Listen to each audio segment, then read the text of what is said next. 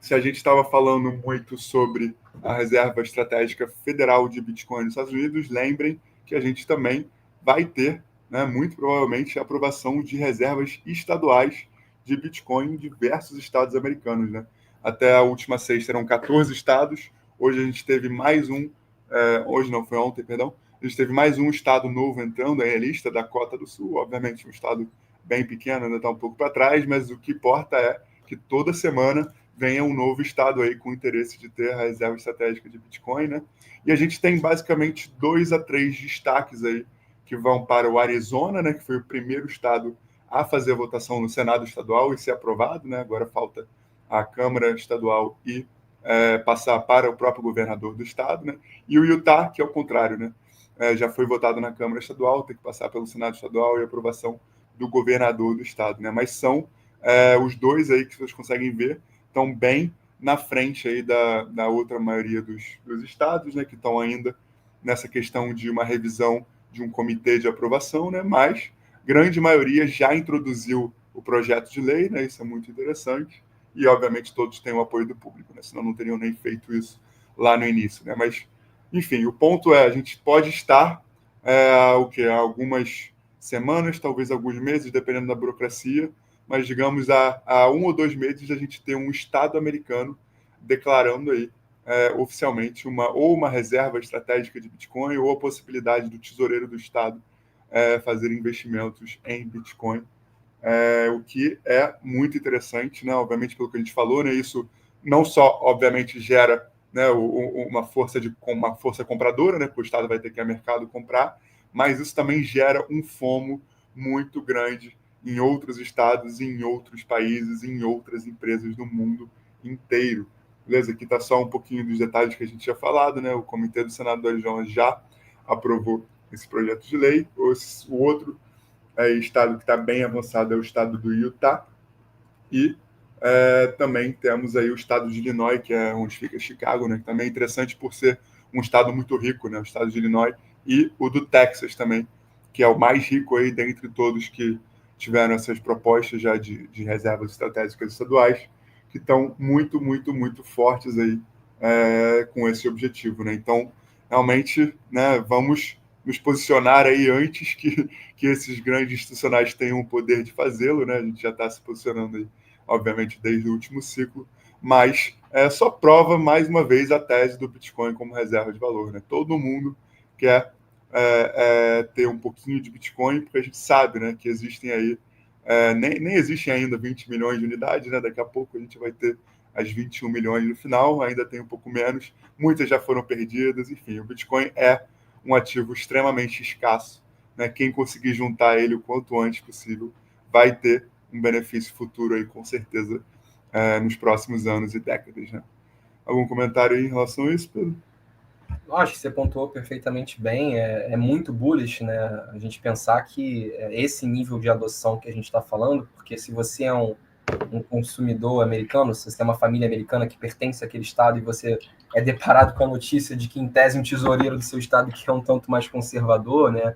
Que tem que pensar ali em any case para poder fazer uma alocação, ele está alocando de fato em Bitcoin, eu acho que isso estruturalmente muda, né? A gente está falando de estruturas políticas que têm que ser muito... A gente sabe que muitas vezes o Estado não é tão responsável assim, né? Mas tem o que de institucionalidade lá nos Estados Unidos que é muito forte, né? Então, naturalmente, isso impulsiona varejo, são compras que trazem outro dinheiro junto, porque dá mais confiança para o mercado.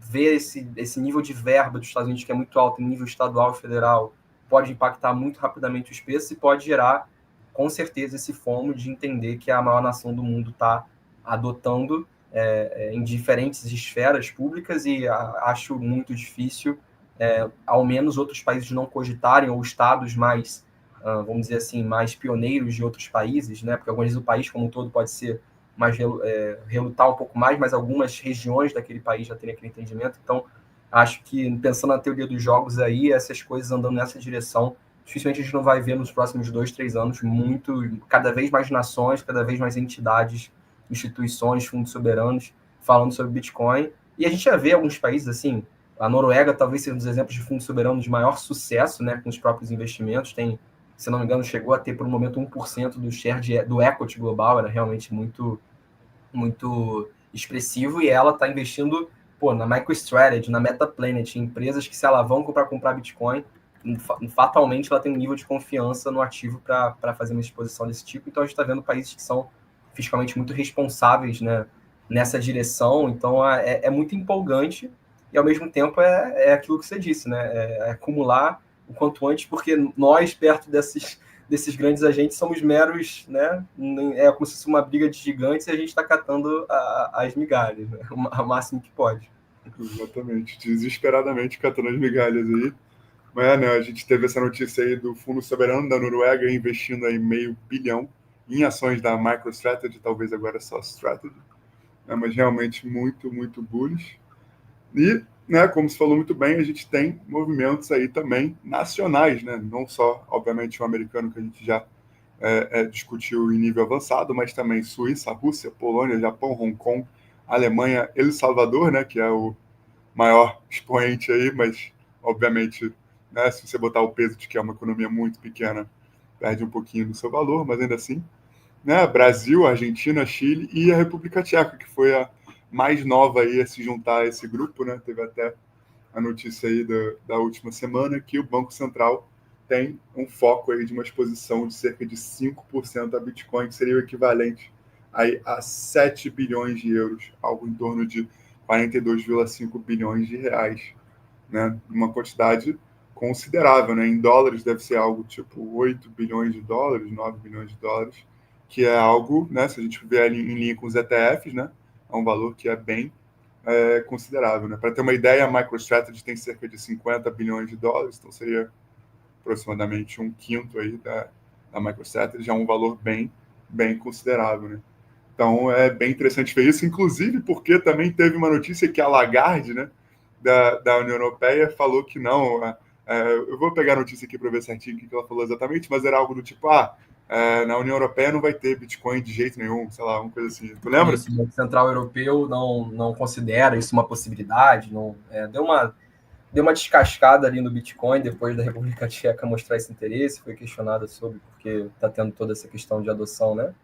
Mas é aquilo, eu acho que é mais um ponto que, infelizmente, a União Europeia pode ir na direção contrária ao desenvolvimento tecnológico, né? Eles, sempre foram uma referência no mundo para diversas tecnologias, mas parece que as tecnologias recentes eles perderam muito, ficaram ótimos reguladores e parece que estão perdendo mais um bonde aí, tomara que possam rever isso o mais rápido possível. Ou vão ter que lidar com... A Alemanha já fez aquela venda trágica, né, de Bitcoin em preços baratos, achou que estava dando super bem, e agora vendo os preços de hoje deve tá um pouco chateada com a situação, mas vamos ver. Alguns demoram um pouco mais para entender. Exatamente. Esse é até ponto que eu quero comentar, né? A gente tem vários detratores de cripto, né? E, sinceramente, vão ter dois destinos para esses caras. Ou eles vão ser um Larry Fink, que no início era um grande detrator, mas conseguiu ainda abrir os olhos aí e entender que cripto é muito positivo, ou pelo menos o Bitcoin tem muito valor, né? Então a gente vai ter essa leva de boomers, digamos assim, que vão conseguir abrir a cabeça o suficiente para mudar de lado, mas a gente também vai ter essa outra leva de boomers que não vai dar tempo deles trocarem de lado, eles vão morrer antes de trocar de lado, né? E aí nesse grupo é Lagarde, nesse grupo é Elizabeth Warren, nesse grupo o próprio Warren Buffett também, né? Eu acho engraçado, né? Porque o Buffett tem investimentos no Nubank, aí a galera fala, não, mas o Buffett está indiretamente investindo em cripto porque ele tem Nubank, e o Nubank tem cripto na aposta, que, cara, enfim, não é assim que funciona, né? Esse cara, ele é um boomer, né? Um cara mais antigo que é contra a cripto, e tudo bem, né? É o que eu falei, esses caras aí ou eles mudam de opinião ou alguma hora eles vão morrer, né? Mas E a o gente filho e o neto deles são a favor, né? exatamente, o próprio filho, acho que o neto também da Lagarde já teve investimento em, não sei se Bitcoin ou se algum altcoin específica, mas é isso, cara. Conforme vai mudando essa geração para a geração seguinte, né, a galera mais jovem, você começa a ter mais gente que tem a cabeça aberta, que consegue entender como as coisas podem funcionar de uma forma diferente. E isso vai drivar a adoção aí de cripto de forma muito forte, né? Quando a riqueza começar a sair dos boomers e para a geração X, né, que é depois dos boomers, se não me engano, a adoção de cripto vai aumentar e depois vai aumentar mais ainda quando for para a próxima geração. e assim por diante, né? Eu tenho certeza que daqui a 20, 30 anos a gente vai ter um cenário completamente diferente aí, não só para o Bitcoin, mas como para também as principais altcoins. Beleza? Mais algum comentário aí sobre essa adoção aí soberana?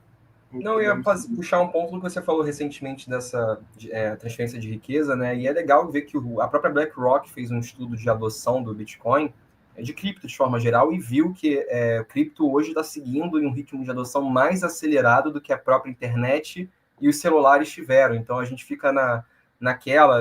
Acho que quem está em cripto algumas vezes se acostuma com um ritmo muito acelerado, parece que as coisas de vez em quando não estão acontecendo, mas estão, assim, há 4 anos atrás, essa indústria, em termos de alcance, era totalmente diferente, e a tendência é que daqui a 4 anos vai ser totalmente diferente. É com certeza diferente, porque há 4 anos atrás era muito difícil uma empresa comprar Bitcoin, e hoje a gente está cogitando estados e países comprarem, a gente mudou totalmente o patamar. Então, realmente ver isso com os próprios olhos, e essa transferência de riqueza que deve acontecer nos próximos anos, né? Tem muitos pais com heranças que vão passar para os filhos nos Estados Unidos, casas que valem muito dinheiro. Isso, e naturalmente essa geração mais nova vê o Bitcoin como um ouro digital, já está digitalmente, teve um contato mais digitalmente nativa, né? Ou já teve um contato com a internet em uma fase mais jovem. É natural que exista essa resistência. Muita gente não acreditava que a Netflix ia desmaterializar os filmes, que a Amazon ia desmaterializar o varejo da forma que desmaterializou.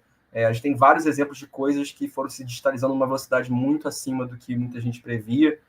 Até lá atrás, a internet, grandes caras do prêmio Nobel falavam mal da internet, falavam que era uma coisa sem aplicação ou duvidavam do potencial. Isso é natural, e olha o que a internet virou, e a gente hoje está no ritmo de adoção ainda até mais veloz do que isso, então isso pode revelar muito de como a gente pode estar daqui nos próximos 10 anos, né?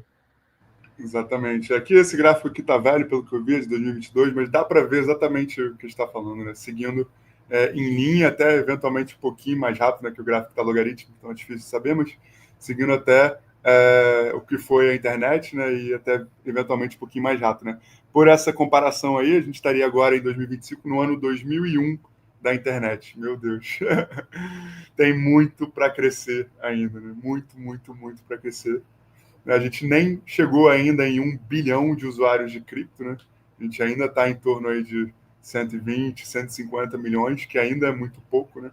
Em breve a gente vai ter aí 1 bilhão seria o quê? 10% da população mundial, mais ou menos, né? Imagino que a gente chegue nesse valor aí em breve, né? Em 1 ou 2 anos, se você extrapolar o gráfico aí, deve ser algo em torno de desatualizado, acho que hoje a gente já está em torno de 4, 5, se eu não me engano, é 3,5% a 5% hoje de cripto de adoção total do ano de hoje. Muito bom. Para tu ver como acelera rápido, né, essa exatamente. Com certeza a gente chega em 10 aí nos próximos anos, né? Algo muito positivo.